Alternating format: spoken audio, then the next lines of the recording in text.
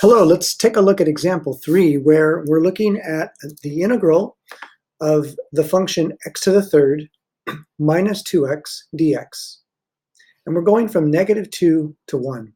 So the function that we're integrating here is x to the 3 minus 2x.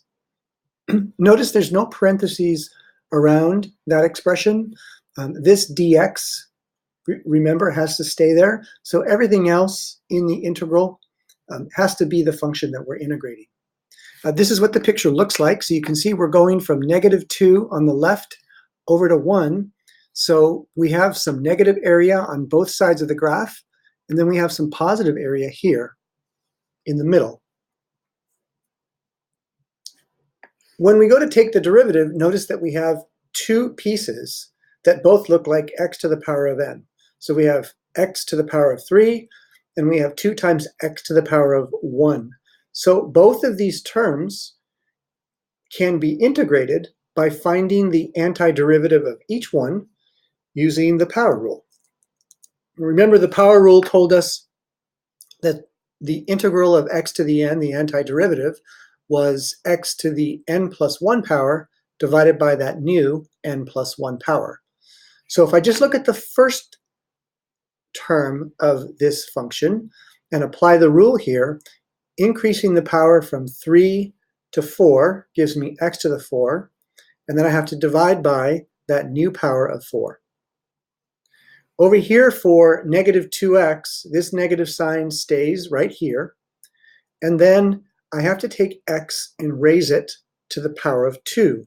So when I take the integral of x, the antiderivative of x, I get x squared over 2. But this 2 is still there. So I have 2 up here in the numerator, and I have a 2 in the denominator. So the 2 divided by 2 are going to go away, so to speak, leaving me with x to the power of 2. We can do a quick check. What is the derivative of x squared? It is 2x. That's my check. If the derivative of this term is exactly what I have here, then I know I'm correct. We can do the same thing here. What's the derivative of this? It's going to be 4x to the third over this 4. So the 4x to the 4, the 4 out in the front, divided by the 4 in the bottom, is going to get rid of the 4's. And after I reduce the power when taking the derivative, I end up with the 3. So you can always check your antiderivative, your integral, by finding the derivative of what you think it should be, what you think your antiderivative is, and you have to get back the original function, nothing else, right? So this is our antiderivative. And so the fundamental theorem of calculus says that if I take that antiderivative and evaluate it at 1 and -2, and then subtract them, that's going to give me the signed error. And remember, this line is an indication to us that we are evaluating this whole expression at these two numbers. Note that we omitted the plus c part.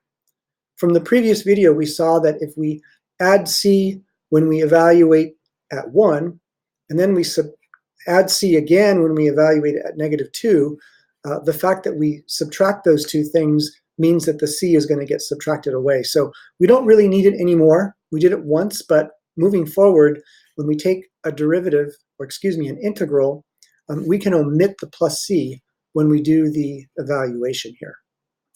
Okay, so now let's go ahead and plug those numbers in. We always start by evaluating at the upper limit first.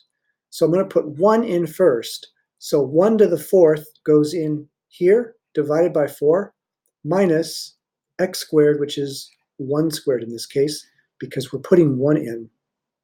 Then we always subtract, by the fundamental theorem of calculus, we're always going to subtract what we get when we plug in the lower limit of integration. So here is x equals -2 to the 4th power, divided by the original 4, and then this minus is coming from over here, and then we take x, whatever x is, which is -2 now, and square that. So we're going to be real careful with the order of operations. We're going to make sure before we do any subtraction that we've done everything over here on the inside. And so we're going to end up with 1/4 minus 1 over here on the left set of parentheses. For the right set of parentheses, negative 2 to the 4 is 16. So we have 16 over 4 minus a negative 2 squared. So negative 2 when I square it is positive 4, and I still have that negative sign, so I'm taking away a negative 4. And so we'll do this calculation really carefully. I chose to do it on a calculator.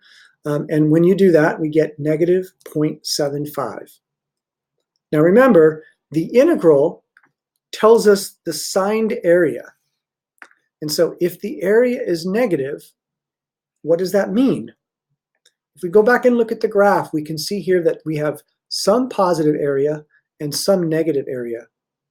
And since this graph is to scale, you can actually see that if you were to add up these two red negative areas, you can probably see that there's more total red area than there is positive blue area.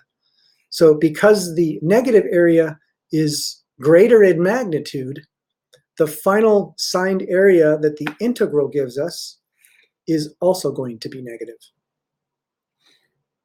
So that concludes example 3.